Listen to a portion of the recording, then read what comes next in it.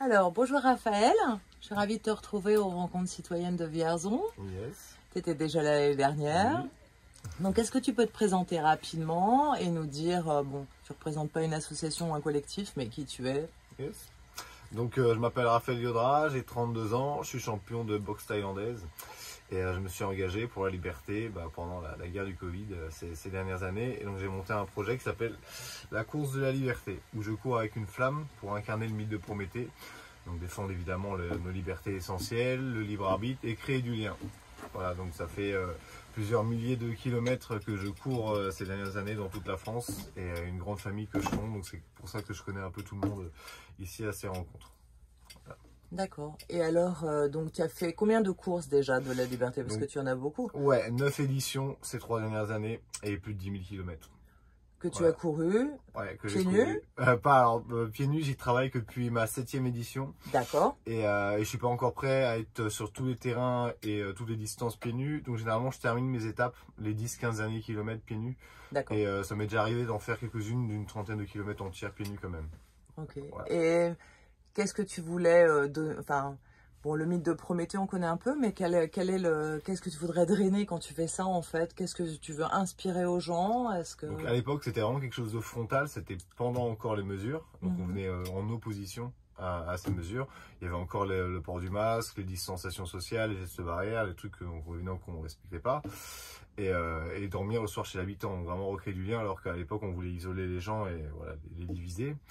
Et aujourd'hui, je continue d'en profiter pour promouvoir vraiment toutes mes valeurs. Donc il y a le véganisme, qui est la liberté pour les animaux, qui est le respect du vivant, la santé pour les hommes aussi. Et puis il y a ma façon, mon émancipation un peu du système. Moi, je suis quelqu'un qui vit sans papier, sans téléphone, sans propriété, sans domicile, sans revenu depuis des années, et d'échanges directs entre individus. Donc je suis champion de boxe thaï, je donne des cours de boxe thaï à prix libre. Je suis passionné de mythologie, de philosophie, assez avancé sur la santé et l'alimentation, donc je donne des conférences également à prix libre. Et lors de mes courses aussi, les gens me soutiennent librement. Et donc voilà, montrer qu'on peut vivre différemment aujourd'hui. Et j'ai une forte connexion avec la nature, c'est ce qui me permet cette émancipation possible. Je baigne en milieu naturel toute l'année, quelle que soit la température extérieure ou de l'eau. Je fais ma lessive à la main avec ma brosse et mon savon. Voilà, et montrer aussi que ça a un coût finalement, cette émancipation. C'est que voilà, il faut, si on veut avoir des résultats, il faut faire des efforts. Voilà. D'accord. Et qu'est-ce qui t'a amené à tout ça, de faire ce choix de vie, hein, qui est un choix important et totalement en marge en fait, mais quelle est la valeur fondamentale? Qu'est-ce que c'est censé promouvoir ou pas promouvoir, mais quelle valeur résonne en toi pour arriver à ça, C'est l'amour et le respect du vivant. C'est vraiment à ce niveau-là en fait que voilà, connais-toi toi-même, c'est un peu la base de tout. Enfin, en tout cas dans la civilisation grecque, on est dans un mode de civilisation qui est toujours grec finalement, sur les bases des Grecs. Et la première phrase qui est gravée sur le temple de Delphes, c'est Gnotis Sauton, c'est connais-toi toi-même. Après il y a la suite, c'est tu connaîtras l'univers et les dieux. Mais c'est vrai que généralement je les résume avec ces deux phrases. Donc tu as Gnotis Sauton et la deuxième c'est Meden Agan, rien de trop. Et pour moi un peu la sagesse grecque est condensée là-dedans. Donc connais-toi toi-même, connais-toi quels sont tes besoins réels, essentiels, et non superflus, et respecte-les sans excès. Donc Meden Agan, la deuxième phrase. Et du coup tu connaîtras l'univers et les dieux, et tout ira bien sur l'univers, en fait, dans l'univers. Donc ouais, c'est ça aussi que je veux montrer aux gens, c'est qu'il y a nos besoins essentiels, finalement il y en a peu, et on n'a pas besoin de tout superflu aujourd'hui que les gens ont, et tous les besoins qui sont créés, et que la seule clé, la seule façon de s'émanciper de ce système de la mort, c'est de se libérer de tous ces besoins superflus et de retourner à la terre.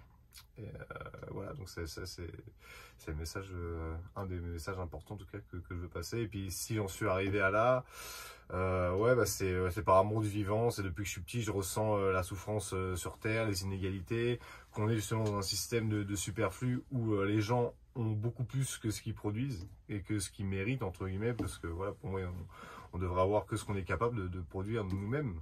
Et aujourd'hui c'est pas le cas du tout, donc je me rendais compte qu'à l'autre bout de la chaîne, où je le ressentais en tout cas de façon plus ou moins claire, qu'à l'autre bout de la chaîne il y en avait qui avaient 10 fois moins alors qu'ils en faisaient 10 fois plus, donc dans le tiers-monde.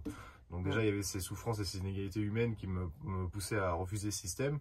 Puis même depuis petit, j'ai l'impression que les humains, ils ont rien, enfin les adultes du moins, ils ont rien compris à la vie. Tout ce qu'ils veulent faire, c'est nous brimer, nous conditionner, nous formater, nous castrer, nous empêcher de profiter de la vie, et qui détruisent le monde, et que, je sais pas, ils ont rien compris. Donc depuis que je suis petit, je suis en guerre avec ce système. Donc j'ai pas passé aucun diplôme, ni mon permis, j'ai jamais fait un travail conventionnel.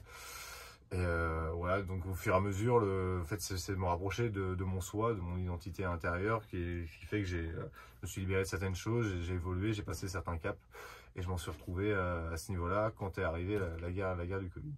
D'accord. Voilà. Parfait. Donc là, on est aux rencontres citoyennes. En quoi tu penses qu'elles sont nécessaires, essentielles? Qu'est-ce qu'elles apportent pour toi? De créer du lien, en fait, de toutes les personnes qui se sont engagées justement pour la liberté lors de cette crise, de cette guerre, et qui continuent encore du coup de lutter pour les gens qui ont été victimes de cette période de crise et de guerre. Donc c'est important de se retrouver pour nous fédérer et pour continuer à faire avancer nos projets, la vérité, et puis l'aide aux victimes. Donc ouais, je trouve que c'est super important. Ouais. Et de montrer aussi qu'on est nombreux. Ok. Voilà. Bon, et dernière question, si je te donne une baguette magique et que tu peux changer une chose pour un changement de paradigme dans les années à venir, ce serait quoi? C'est un monde vegan. Et c'est ce à quoi je lutte de façon le plus activement. Parce que je pense vraiment que c'est l'action la plus disponible, la plus accessible à tous pour changer ce monde de façon saine, globalement en fait. Tous les règnes sont concernés en fait, minéraux, végétaux, animaux et humains.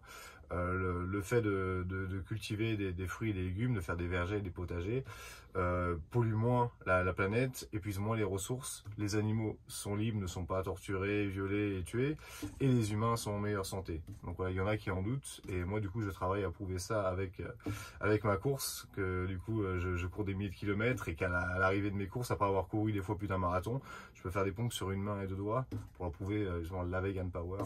Et que voilà, que toute l'année, comme je disais, je suis au contact des éléments, que je me baigne, que je suis en short t-shirt en train de courir, quelles que soient les conditions, et que je connais plus la maladie. En fait, j'ai une santé parfaite.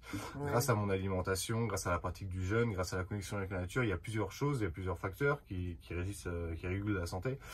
Mais l'alimentation est très importante. Et aujourd'hui, en fait, tous les grands modèles de santé prouvent que l'alimentation la plus adaptée, c'est vegan ou au moins végétarien. Vous avez Vimov, vous avez Kylian Jornet, vous avez Florian Gomez, en fait, c'est les meilleurs sportivement, et puis même dans les limites du possible humainement. Et même il y a ces foyers qu'on appelle zones bleues, ces foyers à centenaire sur la Terre. Dans ces zones, en fait, ils ont une alimentation qui est au moins à 90% végétale et majoritairement crue. Donc tous ces fausses croyances, voilà, qu'il faut de la force, il faut de la viande pour avoir de la force, qu'il faut des protéines animales ou des protéines d'une manière générale. En fait, on a besoin de très peu. La vitalité est vraiment dans les fruits et légumes. Donc voilà, il y a toutes ces choses-là aussi que j'apporte aux gens. Parce qu'aujourd'hui, on entend vraiment tout et son contraire en santé et en alimentation. Et les gens partent un peu dans tous les sens, ils savent plus trop quoi écouter, quoi croire, quoi adopter. Donc moi, je leur prouve par l'exemple. Voilà, et donc, oui, quel exemple. Voilà. Et en plus, voilà, comme je disais, c'est vraiment tous les règnes qui sont concernés. C'est aussi moins de destruction du monde végétal, minéral, moins d'épuisement des ressources, moins de pollution. Et puis là, mon premier moteur, ça reste l'empathie. Comme généralement les véganes, c'est pour ça qu'on le fait, c'est par sensibilité, c'est parce qu'on aime les animaux. Et que le plus grand des biens, c'est la liberté. Donc les animaux, on veut les voir libres. D'accord. Voilà. Bon, tu me disais que ta prochaine course, ce serait éventuellement en Espagne? C'est ça. C'est que, comme je disais, j'ai fait déjà 9 éditions et plus de 10 000 km ces 3 dernières années. Dans le territoire français, j'ai juste une petite excursion au Luxembourg et j'ai une petite traversée de Monaco. Mais du coup, voilà, cette année, je veux passer un cap, je veux continuer d'évoluer, toujours plus haut, toujours plus fort, toujours plus vite, toujours plus loin. En fait, c'est une devise prométhéenne, donc Prométhée que j'incarne avec ma course. Ça peut être vu comme un orgueil, comme une démesure, mais c'est aussi ce qui engendre le progrès. Donc moi, en tant que champion, c'est quelque chose aussi que j'incarne beaucoup. Et donc ouais, cette année, je veux passer un cap et attaquer les pays d'Europe avec ma course. Et donc la prochaine édition sera en Espagne. Et j'espère partir dès le mois de mars. Très bien, bah écoute, on te suivra. Yes. Bah, merci beaucoup, Raphaël. Merci beaucoup à toi. Merci. Diane.